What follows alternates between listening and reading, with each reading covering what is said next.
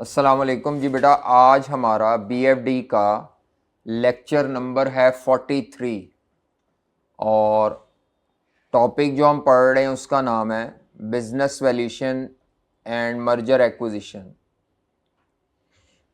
अच्छा, previous lecture में मैंने 3 क्वेश्चंस जवानों को करने के लिए दिए थे। एक क्वेश्चन मैंने सबसे पहले दिया था विंटर 20 का, सबसे आसान क्वेश्चन था विंटर 20। क्वेश्चन नंबर कौन सा था? विंटर 20 का क्वेश्चन नंबर 3। ए पार्ट और बी पार्ट। तो ए पार्ट में तकरीबन न्यूमेरिकल ही था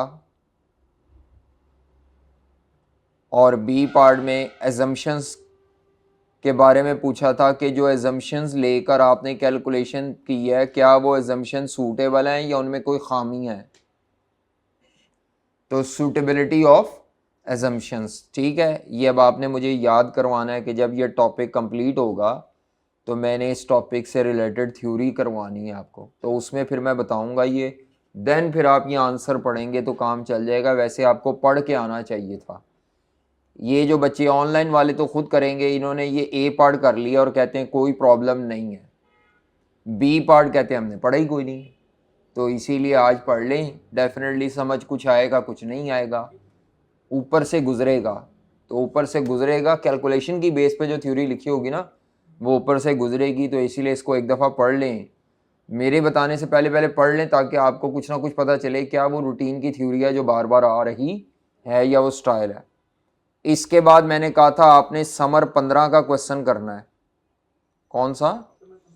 ये मैंने होमवर्क दिया हुआ था तो ये भी इन्होंने कर लिया, लेकिन इसमें एक पॉइंट था। समर 15 क्वेश्चन नंबर 2, आजर या अजर सीमेंट प्राइवेट लिमिटेड। एक तो इसमें आई कैप का सोल्यूशन इनकरेक्ट है, आई कैप का सोल्यूशन इनकरेक्ट है। इस क्वेश्चन में नेट एसिड वैल्यू मेथड लगना था, वो ठीक है डेटे के मुताबिक। हाँ जी, नेट एसिड्स निकाल के दिए, बट ठीक है टोटल ले लो या पर शेयर निकाल लो। उसके अलावा इसमें रेवेन्यू ग्रोथ शो दी हुई है। उसके अलावा इसमें पी रेशियो मेथड भी लगना था। अब उसकी जितनी मर्जी चाहो वैरायटियां लगा लो, तो ये भी ओके था। अच्छा, उसके बाद मैंने कहा था रेवेन्यू और एक्सपेंसेस के साथ जब ग्रोथ आ जाए, जब ग्रोथ आ जाए रेवेन्यू और कॉस्ट के साथ, तो फिर आपका फ्री कैश फ्लो मेथड लग सकता है। तो free cash flows to equity method लगाया आई कैप ने, और हम भी लगा सकते हैं। Free cash flows to equity method में आपने केई पे डिस्काउंट करना है। आई कैप ने केई भी सही निकाली है, वो गेयरिंग अनगियरिंग करके निकालनी पड़ेगी, क्योंकि कंपेटिटर का डाटा दिया है, प्रॉक्सी का डाटा दिया है, उसकी डेट इक्विटी दी है, हमारी डेट इक्विटी दी है, ठीक है। मसला ये है कि ये जो क्वेश्चन है ना, इसमें free cash flows to equity के लिए, free cash flows to equity के लिए अगर मैं आपको बताऊं, जो मैंने आपको फॉर्मेट बताया था, पता नहीं यहाँ लिखा था कि नहीं, नहीं लिखा नहीं था, सिर्फ दिखाया था। तो free cash flows to equity के लिए जो फॉर्मेट होता है, शायद मैंने वैसे बताया हो, हाँ ये free cash flows to equity method जो होता है, मैंने कहा था उसमें इंटरेस्ट माइनस करते हैं। ये क्या माइनस करते हैं? पीबीआईटी में से आई कैप ने सोल्यूशन में इंटरेस्ट गलती से मिस कर गया। सोल्यूशन में आई कैप क्या मिस कर गया? इंटरेस्ट मिस कर गया। तो जब आई कैप इंटरेस्ट मिस कर गया तो वो तो फिर आपके cash flows, free cash flows गलत हैं। ये फॉल्ट है उस सवाल में। अजर सीमेंट प्राइवेट लिमिटेड के क्वेश्चन में मिस्टेक क्या है? Free cash flows to equity के क्वेश्चन में आई कैप गलती से इंटरेस्ट एक्सपेंस को लिखना भूल गया, फॉर्मेटिंग एरर है या कोई भी एरर है। अब इंटरेस्ट एक्सपेंस निकालना है उस क्वेश्चन में, तो मैं क्वेश्चन कॉपी कर रहा हूँ और आपको ये बता देता हूँ कि उसमें इंटरेस्ट एक्सपेंस कैसे आएगा। तो बेसिकली ना वो दिमाग में ये क्लिक ही नहीं हुआ कि लोन की अमाउंट नहीं थी तो खुद भी निकाल सकते। जी, फिगर नहीं दी हुई थी डेट की, मैंने ढूंढी थी लेकिन। अच्छा अब ये देखें, वो कहता है आजर सीमेंट प्राइवेट लिमिटेड, ये एक प्राइवेट लिमिटेड कंपनी है, इसका मतलब है स्टॉक एक्सचेंज में तो इसकी वैल्यू कोई नहीं होगी। इसकी सारी वैल्यूज़ जो थी, जो बैलेंस शीट की थी, वो सारी पार वैल्यू थी। कोई और भी दे दे तो वो पार, मतलब वही है, मार्केट वैल्यू इसकी एग्जिस्ट नहीं करती थी। वो लिस्टिंग करवाना चाह रहे हैं लाहौर स्टॉक एक्सचेंज में और कराची में। ये ज़रा सवाल पुराना है, आजकल तो इन दोनों की मुतबादिल, पहले ना 3 स्टॉक एक्सचेंज अलहदा चलती थी। कराची स्टॉक एक्सचेंज अलहदा, लाहौर स्टॉक एक्सचेंज अलहदा और इस्लामाबाद स्टॉक एक्सचेंज अलहदा। कराची मेन थी, बाकी ये ब्रांचेस कंसिडर होती थी। लेकिन अब ये सारों को कंसोलिडेट करके, मर्ज करके इसका नाम रख दिया गया है पाकिस्तान स्टॉक एक्सचेंज। क्या रख दिया गया है? यानी लाहौर में भी अगर स्टॉक एक्सचेंज है ना तो वो है पाकिस्तान स्टॉक एक्सचेंज ही। अच्छा, वो कहता है वो प्राइस की रेंज तय करना चाह रहे हैं, किस प्राइस पे वो इनिशियल पब्लिक ऑफरिंग के तहत शेयर ऑफर करें। मार्च 25 का डाटा दिया है, यानी रीसेंट ईयर एंड का डाटा दिया हुआ है। ये इनका रीसेंट ईयर एंड है। ये रेवेन्यू दिया हुआ है, इससे फ्यूचर के रेवेन्यू निकालेंगे। शेयर कैपिटल दिया हुआ है। अच्छा जी, कैपिटल और नंबर ऑफ शेयर्स अगर निकालना चाहें तो मेरा ख्याल है 10 पे डिवाइड करेंगे अगर आप, तो 10,000 या 10 मिलियन शेयर्स आ जाएंगे शायद, ऐसे ही है। Fair value of net assets का मतलब है उसने नेट टोटल एसेट माइनस क्या कर दिया, टोटल लाइबिलिटीज, और फेयर वैल्यू का मतलब उसने मार्केट वैल्यू पे ही डाटा लिया है। अब ये एनआरवी है, रिप्लेसमेंट कॉस्ट है, नहीं पता, लेकिन ये बुक वैल्यू नहीं है, बैलेंस शीट की बुक वैल्यू नहीं है। ठीक है। रेवेन्यू 15% ग्रो करेगी अगले 3 सालों में हर साल। चौथे साल से ऑनवर्ड ग्रोथ रेट 4% है, 9% है। ऑपरेटिंग कॉस्ट रेवेन्यू का 80% है। टैक्स रेट दिया है। हमारी कंपनी की डेट इक्विटी रेशियो 1:2 है, 1:2 है। यानी अगर हमारी कंपनी का डेट 1 रुपया है तो इक्विटी 2 रुपए की है। अब ये डेट इक्विटी मार्केट वैल्यू की बेस पे नहीं होगी, क्योंकि इस कंपनी में तो मार्केट वैल्यू होती नहीं थी। तो आपको शेयर कैपिटल की ये वैल्यू दी हुई है, सॉरी, शेयर कैपिटल इक्विटी में आ जाएगा 100 मिलियन। अगर मैं आपसे कहूँ इस कंपनी का डेट निकालें तो क्या आप डेट निकाल सकते हैं? 100 मिलियन जो कैपिटल है वही, क्योंकि रिजर्व वगैरह तो कोई दिए नहीं। 250 नहीं देंगे ना? नहीं, वो नहीं, वो उस फेयर वैल्यू मार्केट वैल्यू है हमें, क्योंकि इस कंपनी की बैलेंस शीट से डेट निकालना है, इसीलिए वो लिया कैपिटल। ठीक है। अब उसके बाद मैंने ऊपर पढ़ा नहीं था ना, ये प्राइवेट लिमिटेड कंपनी है तो फेयर वैल्यू नहीं, ये कैपिटल से इक्विटी में पुट करेंगे। अब इसको रीअरेंज करें, क्रॉस मल्टीप्लाई करें तो फॉर्मूला ये बनेगा 100 मिलियन इंटू 1 डिवाइडेड बाई 2 करोगे शायद तो 50 मिलियन शायद आ जाए। जी। ठीक है, ये 50 मिलियन का डेट है।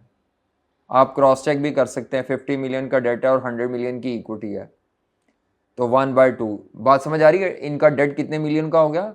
50 मिलियन का। वो छुपा गया था। वो कहता है एक कंपेटिटर है जिसका सिमिलर साइज है और उस कंपेटिटर का इक्विटी बीटा 1.30 है और उस कंपेटिटर की डेट इक्विटी रेशियो है 1:3। अब आपको प्रॉब्लम ये आएगी कि कंपेटिटर का बीटा पकड़ेंगे, कंपेटिटर का इक्विटी बीटा पकड़ेंगे, हमारी सेम इंडस्ट्री में है वो, उसको क्या करेंगे आप? अनगियर करेंगे 1:3 की रेशियो पे, एसेट बीटा आ जाएगा, फिर अपनी कंपनी की 1 और 2 की डेट इक्विटी रेशियो पर रीगियर करेंगे। ये वाला बीटा कैपम इक्वेशन में प्लग इन होगा। ठीक है। कंपेटिटर का बीटा ही सेम टू सेम क्यों नहीं यूज किया? हालांकि वो इंडस्ट्री तो सेम है, मसला ये है कि डेट इक्विटी रेशियो हमारी और कंपेटिटर की सेम नहीं है। Due to change of the financial risk हम बीटा सेम टू सेम नहीं ले सकते। हमारा बीटा नहीं दिया हुआ, उसने किसका बीटा दिया हुआ है? कंपेटिटर का बीटा दिया हुआ है 1.30, यानी 1.30 इक्विटी बीटा दिया है। इसके अंदर इंडस्ट्री का रिस्क है जिसमें हम भी मौजूद है और उसमें डेट इक्विटी रेशियो का रिस्क भी है। इंडस्ट्री की वजह से बिजनेस रिस्क होता है, डेट इक्विटी रेशियो की वजह से कौन सा रिस्क होता है? फाइनेंशियल रिस्क, जो कि 1:3 से है। हमने इसको डिलीट करना है। बिजनेस तो हमारा या इंडस्ट्री तो हमारी भी वही है, सेम इंडस्ट्री हमारी और उसकी। कंपेटिटर जो कह दिया उसने, कंपेटिटर का मतलब है आपकी और उसकी बिजनेस रिस्क ये सेम है। मसला किस चीज का चेंज किसका है? उसकी डेट इक्विटी डिलीट करके आपने अपनी डेट इक्विटी रेशियो का इंपैक्ट इनकॉर्पोरेट करना है इसमें। नहीं समझ आ रही है? आ गई है? तो बिजनेस रिस्क डिलीट नहीं करना, सॉरी, फाइनेंशियल रिस्क डिलीट करना है। Yes. आगे वो क्या कहता है, डेट का बीटा दोनों कंपनी में 0 है, ठीक है, डेट का बीटा 0 होने का मतलब है डेट इज रिस्क फ्री है। तो इस सवाल में अगर आपको केडी ना दी हो या इंटरेस्ट रेट ना दिया हो तो वो आरएफ के बराबर होगा, ठीक है। ये हाँ, ये जो आपको गवर्नमेंट का रेट आरएफ दिया हुआ है 8%, यही केडी समझा जाएगा, यही इंटरेस्ट रेट समझा जाएगा। ये आ रहा है मैं KSE 100 इंडेक्स का पी रेशो दी हुई है 15 से 19 के दरमियान, तो या 15 ले लें या 19 ले लें या इसकी एवरेज ले लें। तो अब आपको अगर इंटरेस्ट एक्सपेंस चाहिए होगा लोन पे, इंटरेस्ट एक्सपेंस लोन पे चाहिए होगा तो 50 मिलियन का लोन है, अभी मैंने रेशो से निकाला है, और 8% के हिसाब से इंटरेस्ट निकाल लें। 50 मिलियन का 8% करें, 50 मिलियन कहाँ से आया, ये ऊपर डेट तकरीबन हाँ 4 मिलियन, 4000 लेस करेंगे, ये मिस नहीं करना, ये लेना है आपने, समझ आ रही है। तो ये समर 15 का क्वेश्चन जो था, इसमें ये आई कैप के सोल्यूशन में फॉल्ट है कि उसने फ्री कैश फ्लोज वाले मेथड में रेवेन्यू माइनस ऑपरेटिंग कॉस्ट करके रेवेन्यू लिखा है हर साल का,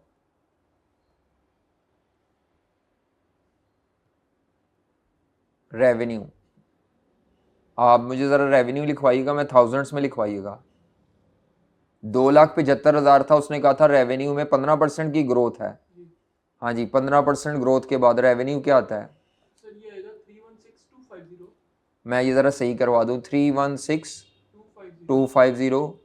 363,688, 363,688, 418,241, 418,241। अच्छा, रेवेन्यू माइनस इसमें से करनी है, चौथा साल भी अच्छा 4 साल है, फिर उसके बाद परपेचुटी पे है, चौथा साल जी। 455,882। ऑपरेटिंग कॉस्ट उसने कहा है 80% ऑफ द रेवेन्यू है, जी तो ये 80% निकाल लेंगे, 2,53,000 253,000, बस मैं अगले साल नहीं लिख रहा। जी जब आप ये माइनस करेंगे तो ये पीबीआईटी आ जाएगा, जी पीबीआईटी आ जाएगा मेरा ख्याल है 83250, क्या कहते हैं पहले साल का, 83250,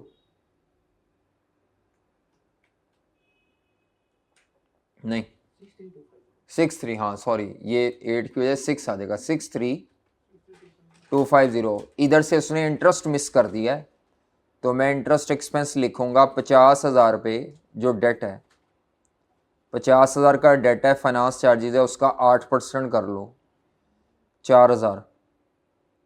उसने ईपीएस निकालते हुए लिया है, पी रेशो मेथड में लिया इंटरेस्ट। आप लोगों ने पी रेशो में भी इंटरेस्ट नहीं लिया था, जी आपने पी रेशो वाले मेथड में भी इंटरेस्ट नहीं लिया था, जब आपने पैट ईपीएस निकालनी थी जी जी उसमें भी नहीं लिया होगा आपने तो इंटरेस्ट, हाँ गलत है ना। मैंने देखे वहां से मुझे पता लग गया था, ये देखें आई कैप के सोल्यूशन में उसने जो पी रेशो वाला मेथड है ना उसमें इंटरेस्ट लिया हुआ, ये देखें 4,000 का, नहीं देखा, फिर भी इंटरेस्ट अगर उसने यहाँ लिया तो वहाँ क्यों मिस किया, समझ आ रही है। ईपीएस निकालने के लिए पी रेशो मेथड में तो यहाँ इंटरेस्ट ले गया, तो उधर क्या मसला था। तो ये इंटरेस्ट 4,000 का माइनस करना था, जब आपने इसको माइनस करना था तो ये आ जाना था 59,250, फिर इसमें से टैक्स माइनस करना था, सॉरी हाँ जी, तो ये आ जाना था पैट। नहीं सर, टैक्स ये नहीं आता।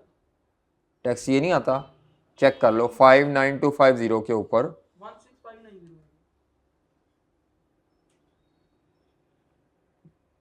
28% लेना है, 28%, जी 16,590 28%, 16 590 जी, माइनस करो जी, ये आएगा 4,260 पैट। जी, और डेप्रिसिएशन का जिक्र कहीं पे हो, नहीं कुछ भी नहीं है ना, तो हम एज्यूम कर लेंगे कि सब ये कैश में ही है, मेरा ख्याल है कोई डेप्रिसिएशन वगैरह कुछ नहीं है। हाँ जी, मजबूरी है, आपके पास डेटा ही नहीं है, तो यही पैट है, यही आपके फ्री कैश फ्लोज हैं इक्विटी के। इसमें अगर टर्मिनल वैल्यू है तो वो ऐड करेंगे जी आखिरी साल में, ठीक है, आखिरी साल में। और फिर इसको डिस्काउंट कर लेंगे, ये जो total free cash flows to equity आएंगे इसको आपने केई पे डिस्काउंट कर लेना है। 16 इशारिया कुछ थी केई, 55 या 58 जो भी है, तो मैंने 1 साल का कर दिया, बाकी ये मिस था, बस गलती ये थी। तो वो ठीक कर लिया मैंने, कैपम से वो रेट भी ठीक कर लिया, हो गया ठीक, रेट हो गया। चलो, तो ये सवाल मैंने डिस्कस इसलिए किया ताकि आपको ये बाद में जाके अगर आप कभी ये सोल्यूशन करें देखें तो आपको डाउट ना हो। आई क्या आपने सोल्यूशन में कहा हुआ है जी, मेरे से गलती हो गई, चौथा साल मैंने अपने लिए बनाया था, चौथा साल था चौथा साल था नहीं, वो टर्मिनल वैल्यू को कैलकुलेट करने के लिए बनाया था मैंने। हाँ नहीं 3 साल ही थे ना, वही तो मैं सही कर रहा था, आपने चौथा भी लिखवा दिया। चलो 3 साल है, चौथा टर्मिनल वो फोर्थ इन्फिनिटी वाला ये है, ये कवर करेंगे। चलो ठीक है, अच्छा है, लिख सकते हैं, नंबर को नहीं कटेंगे, वहाँ लिख सकते हैं हाँ, लेकिन वो 3 तक जाएं क्योंकि उसने कहा था ग्रोथ रेट जो है, मैंने भी सवाल दे, ग्रोथ रेट 3 तक ही है, चौथे से ऑनवर्ड 9% है। आप 5वें से ऑनवर्ड भी बना लेंगे तो नंबर नहीं कटेंगे, बस आपका एक कॉलम एक्स्ट्रा बना के टाइम वेस्ट होगा। वो ड्रैग ही करना था ना। हाँ तो वो कोई नहीं, इससे कोई फर्क नहीं पड़ता इतना, ठीक है। मतलब मैंने वो फिर कई लोग जो हैं वो अगर हम फिक्स ना करें तो कोई 4 से बना रहा होगा, कोई 5 से बना रहा होगा, कोई 6 से बना रहा होगा, ऐसे क्यों बना? और वैसे ही बस ड्रैग ही करना है ना तो इसीलिए हम पाबंदी लगाते हैं भाई, जहां उसने कहा ना कि इसके बाद से ऑनवर्ड ग्रोथ 9% है, तो आपने वो परपेचुटी पे ले जाना, उस कॉलम को बनाने की जरूरत नहीं है। बनाना भी है, को मजबूरी में बनाना पड़ रहा है किसी वजह से, वर्किंग में बनाओ, मेन टेबल में बनाने की जरूरत नहीं है। मेन टेबल इसको कहते हैं इनिशियल प्लानिंग पीरियड, और इसको कहते हैं इनिशियल पीरियड के बाद सब्सीक्वेंट प्लानिंग पीरियड। तो ये सब्सीक्वेंट प्लानिंग पीरियड परपेचुटी वाला ना, इसको हाँ ध्यान से इसके मुताबिक ही चलना है। हमने जो आज करना है वो समर 2022 का क्वेश्चन है, अच्छा खासा सवाल है, लेंथी है, डाटा काफ़ी ज़्यादा दिया हुआ है उसमें, तो ये समर 2022 का क्वेश्चन हमने करना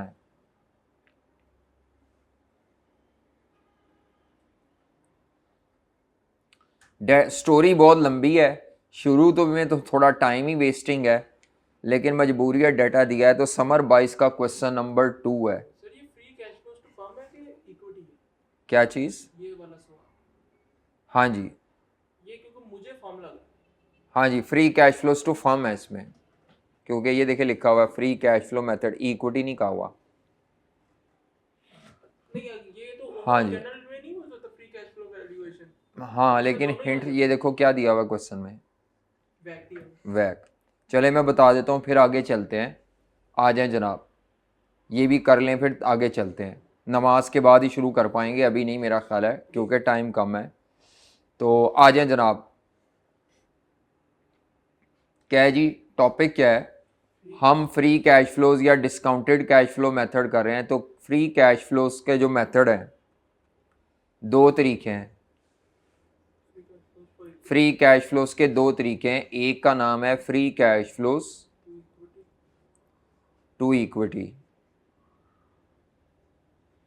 ठीक है, और दूसरे मेथड का क्या नाम है, free cash flows to firm. हाँ जी, free cash flows to equity का मतलब होता है surplus cash flows available for ordinary share holder to pay their dividends. Dividend अदा करने के लिए या डिविडेंड अदा करने से पहले पहले आपके पास जितने सरप्लस कैश फ्लोज हैं, उन सरप्लस कैश फ्लोज को क्या बोलते हैं, free cash flows to equity. Free cash flows to firm क्या होता है, तमाम फाइनेंसिंग कैश फ्लोज अदा करने से पहले जो सरप्लस कैश फ्लोज होंगे, समझ आ रही है, फाइनेंसिंग कैश फ्लोज की पेमेंट से पहले जो भी कैश फ्लोज आपके पास होंगे उनको कहा जाता है free cash flows to firm. Dividend अदा कर दिया होगा इसमें, बताते हैं आपको जी। मैंने आपसे कहा था 3 तरह के कैश फ्लोज होते हैं, ऑपरेटिंग, इन्वेस्टिंग, तीसरे कौन से होते हैं, financing. Free cash flows to equity में ऑपरेटिंग भी ले लिए, इन्वेस्टिंग भी ले लिए, फाइनेंसिंग भी ले लिए, सिर्फ एक चीज फाइनेंसिंग की छोड़ दी, एक्सक्लूडिंग डिविडेंड। अगर आप free cash flows to firm निकालना चाह रहे हैं तो ऑपरेटिंग और इन्वेस्टिंग लेने हैं, फाइनेंसिंग कोई भी नहीं लेना, फाइनेंसिंग कोई भी नहीं लेना, ना इंटरेस्ट लेना है, ना डिविडेंड पेमेंट लेनी है, ना लोन की रीपेमेंट लेनी है, ना शेयर परचेज लेना, कुछ नहीं लेना, कोई फाइनेंसिंग कैश फ्लो नहीं लेना। इसकी डेफिनेशन सादा जबान में क्या होती है? Surplus cash flows available to meet needs of all financers. Financers की तमाम नीड्स पूरा करने के लिए जितने सरप्लस कैश फ्लोज हैं, इधर शेयर होल्डर का डिविडेंड देने के लिए जितने कैश फ्लोज हैं, इसीलिए डिविडेंड के अलावा बाकी सारी पेमेंट्स हमने कर दी थी। ठीक है, तो free cash flows to equity मतलब आप कह सकते हैं छोटी रकम होगी, free cash flows to firm बड़ी रकम होगी। बड़ी इसलिए होगी क्योंकि उसमें दो कैश फ्लोज एडजस्ट हो रहे हैं, सिर्फ ऑपरेटिंग और अगर कोई लोन रीपेमेंट है वो उधर तो आएगा, इधर नहीं आएगा। कोई इंटरेस्ट पेमेंट है वो उधर आएगी, प्रॉफिट निकालते हुए इंटरेस्ट पेमेंट इधर आएगी, इधर इंटरेस्ट एक्सपेंस नहीं है। हाँ ठीक है, अगर कोई लोन लिया है उधर आएगा, इधर नहीं आएगा। कोई शेयर इशू की उधर आएगा, इधर नहीं आएगा। तो क्या मैं अपनी बात समझा पा रहा हूं? तो आप ये कह सकते हैं free cash flows to equity is the combination of operating, investing and financing cash flows excluding dividend payment. और जब आप आएंगे free cash flows to firm, तो आपने फर्म के कैश फ्लोज लेने हैं, फाइनेंसर की पेमेंट्स वगैरह साइड पे रख देनी है। तो all operating cash flows and investing cash flows before taking any financing cash flow, उसको क्या बोलते हैं? Free cash flows to firm. अब वो जो फाइनेंसिंग कैश फ्लोज है वो कहां चले जाएंगे? वो वैक की कैलकुलेशन में इस्तेमाल होंगे। कहां इस्तेमाल होंगे? इधर जब आप डिस्काउंटिंग करते हैं, इधर डिस्काउंटिंग हम करते हैं केई पे, यहां जब हम डिस्काउंटिंग करेंगे तो वैक पे डिस्काउंटिंग करेंगे। किस पे करेंगे? वैक पे। वैक का मतलब है पूरी कंपनी की डेट और इक्विटी दोनों मिला के वैक निकालेंगे। तो free cash flows to firm method का हिंट होता है, अगर क्वेश्चन में वैक आ जाए तो आपने free cash flows to equity method नहीं लगाना, आपने free cash flows to firm method लगाना है। मेरी बात समझ आ रही है? तो इसका मतलब है अगर थोड़ा और बेहतर तरीके से लिखें तो free cash flows to equity और free cash flows to firm जरा आमने सामने लिखूंगा जानबूझ के। जी मैं पहले free cash flows to equity लिखने लगा हूं। सबसे पहले 3 साल का डाटा ले रहा हूं समझाने के लिए बस। मैं यहां पे लिख रहा हूं सेल रेवेन्यू, अंडरलाइन कर दिया। अच्छा तो शुरू मेन मैं कहां से करूंगा? पीबीआईटी से। सेल से निकाल लो या परसेंटेज से निकाल लो पीबीआईटी, माइनस इसमें से क्या करना है? Interest expense. तो ये आ जाएगा प्रॉफिट। ये वो free cash flows to equity वाला कर रहा हूं अभी मैं, ये जो पहले बता दिया है। प्रॉफिट बिफोर टैक्स, इसमें से क्या लेस करेंगे? टैक्स लेस करेंगे। तो ये आ जाएगा प्रॉफिट आफ्टर टैक्स। और डेप्रिसिएशन का जिक्र अगर क्वेश्चन में है तो वैसे वो पीबीआईटी में हो चुकी होती है इंक्लूड, तो आप ऐड बैक कर देंगे टैक्स डेप्रिसिएशन या जो भी डेप्रिसिएशन क्वेश्चन में दी हो, ऐड बैक करके ये आपके आ जाएंगे। बीएफडी में इसके अलावा तो और कोई नॉन कैश एक्सपेंस? हाँ नहीं, मेन यही है operating cash flows after tax. Operating cash flows after tax. फिर उसके बाद एनुअल कैपिटल एक्सपेंडिचर लेस करते हैं। एनुअल कैपेक्स रिप्लेसमेंट के लिए अगर आपको कोई एसेट्स ख़रीदने पड़ रहे हैं पुराने, जब अपनी लाइफ पूरी कर जाते हैं तो बदले में आप लाते हैं नए, या एडिशनल कैपिटल एक्सपेंडिचर आपको हर साल करना पड़ रहा है, कुछ नए एसेट लेने पड़ रहे हैं, वो करें। अगर आप कोई एसेट स्क्रैप कर रहे हैं तो ऐड स्क्रैप या डिस्पोजल ऑफ सम एसेट्स। अगर किसी साल में हो रहा है या हर साल में थोड़े बहुत हो रहे हैं, ये इन्वेस्टिंग हो गए। इसके बाद फाइनेंसिंग में आपने अगर कोई शेयर इशू किए हैं उससे जो पैसा आएगा वो ऐड कर देते थे। आपने कोई लोन लिया है उससे जो कैश इनफ्लो आएगा हर साल या किसी भी साल, या लोन की प्रिंसिपल अमाउंट को क्या किया है? Principal repayment. इंटरेस्ट इधर क्यों नहीं लिखा? असल में इंटरेस्ट पे टैक्स क्या इफेक्ट है इसलिए ऊपर ले गया। ये जनाब आपके पास आ गए थे free cash flows to equity. इस रकम को इस्तेमाल करके अब आप टर्मिनल वैल्यू निकाल लेते हैं।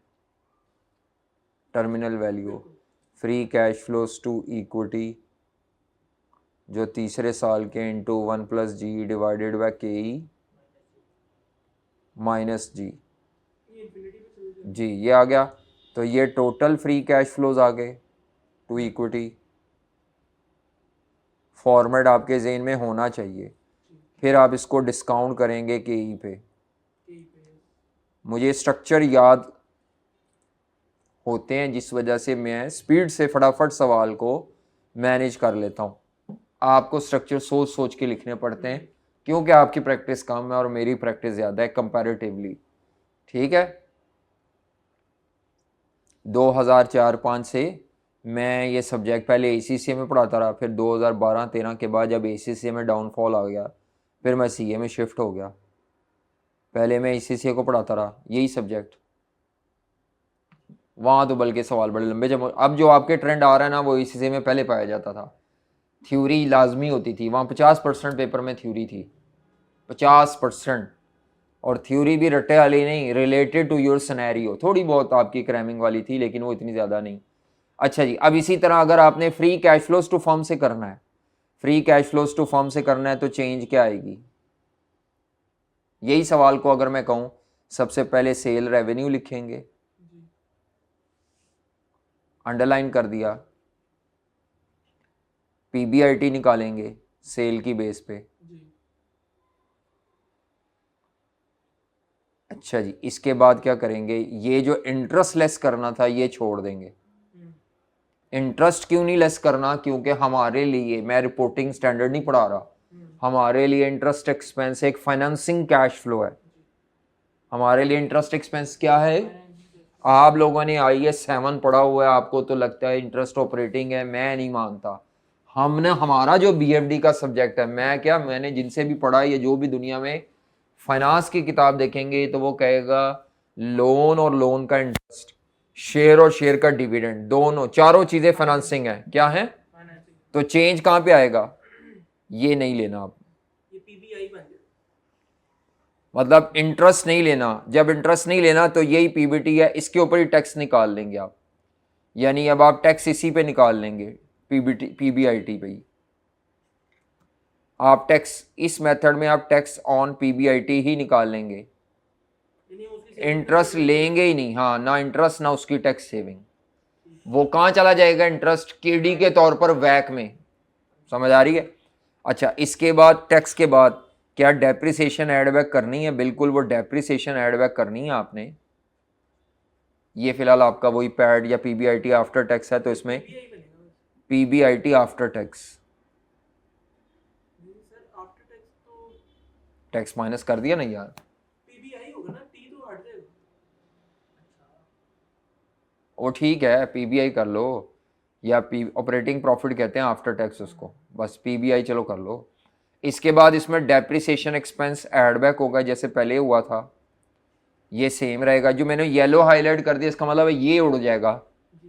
तो रकमें तो चेंज होंगी नीचे, लेकिन मैं लाइन आइटम जो सेम है वो सेम रख रहा हूँ। डेप्रिसिएशन आ गया, ये आपके पास आ जाएगा operating cash flows after tax. Format थोड़ा शॉर्ट हो गया है, operating cash flows after tax. उसके बाद ये ऐसे का ऐसे ही कॉपी आ जाएंगे, ये एनुअल कैपिटल एक्सपेंडिचर और ये स्क्रैप वगैरह।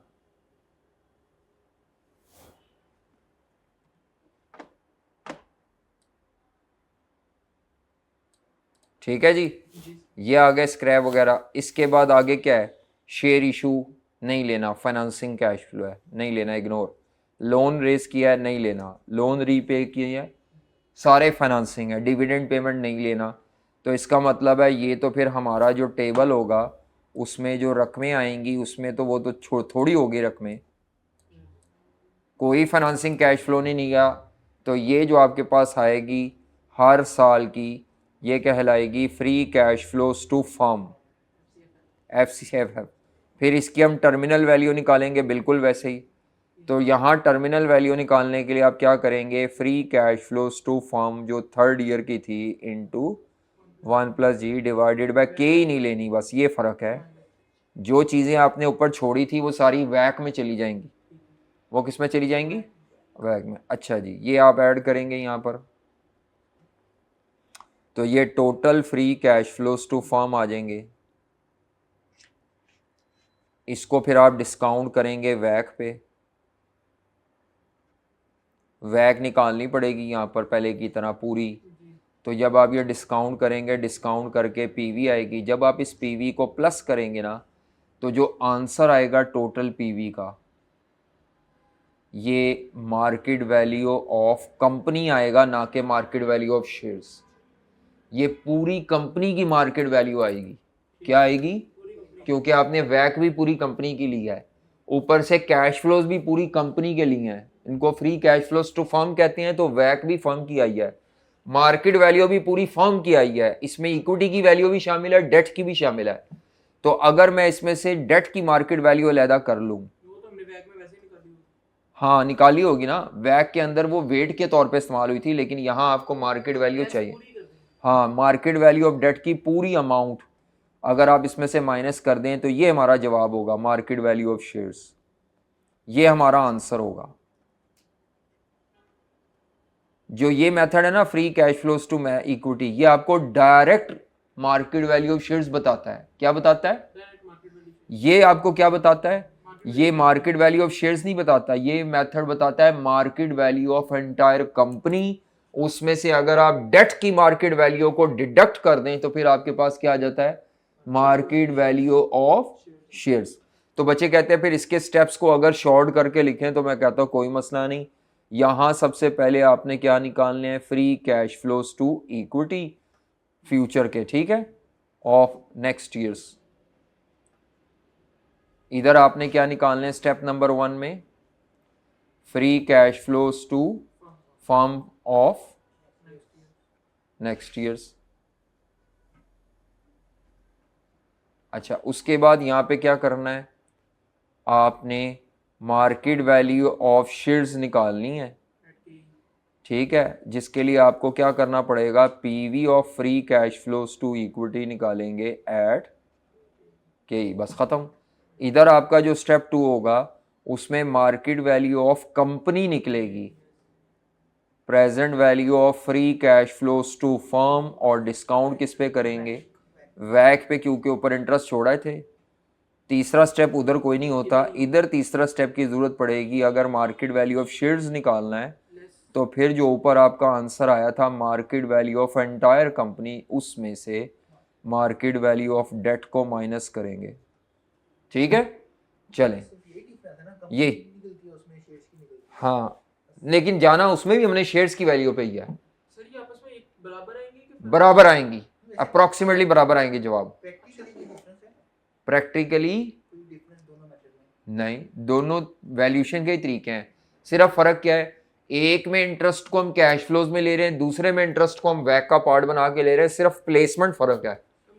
टेक्निकली स्पीकिंग दोनों का जवाब अगर आप एक्सेल पे प्रॉपरली करें ना, फॉर कोई राउंडिंग ऑफ एरर ना हो, दोनों के जवाब सेम आएंगे, दोनों मेथड के। सर टैक्स सेविंग नहीं ले रहे? क्यों नहीं ले रहे? जब आप यहाँ केडी लेंगे तो आफ्टर टैक्स ही लेंगे। केडी आफ्टर सारी चीजें ले रहे हैं, लेकिन वहां सारी चीजें ले रहे हैं रुपीज में, यहाँ ले रहे हैं रेट्स में जाके, रेट्स में वो इम्पैक्ट टैक्स सेविंग ये वो ले रहे हैं। बड़ा होता है, वैक छोटा होता है, और वो वैक में भी जो वेट पे 1 माइनस टी करके लेते हैं जी, 1 माइनस टी करके लेंगे केडी। नहीं, वो नहीं, लाइक नहीं है। एपीटी और कैपा में फर्क है, ये फर्क सिर्फ प्रेजेंटेशन का है। इसमें सिर्फ प्रेजेंटेशन का है। इसमें ऊपर इंटरेस्ट ट्रीट कर दिया, इसमें नीचे ले आए। जब इंटरेस्ट ऊपर से इग्नोर कर दिया तो वो पूरी कंपनी की वैल्यू आ गई, उसमें से डेट माइनस करना है। इधर डेट नहीं माइनस, इधर डेट नहीं किया, उसका इंटरेस्ट कर दिया माइनस।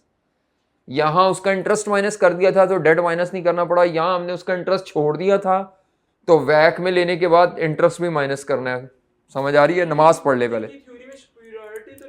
कोई नहीं, कोई सुपीरियर नहीं है। हाँ, नॉर्मली अगर आपको पेपर में समझ डाटे से पता चलेगा, अगर वैक दे दिया तो free cash flows to firm का हिंट है, के ई का डाटा दे दिया आपको तो free cash flows to equity का। अगर दोनों का डाटा दिया हुआ है फिर आपको चॉइस है, जो आसान लगे कर लो।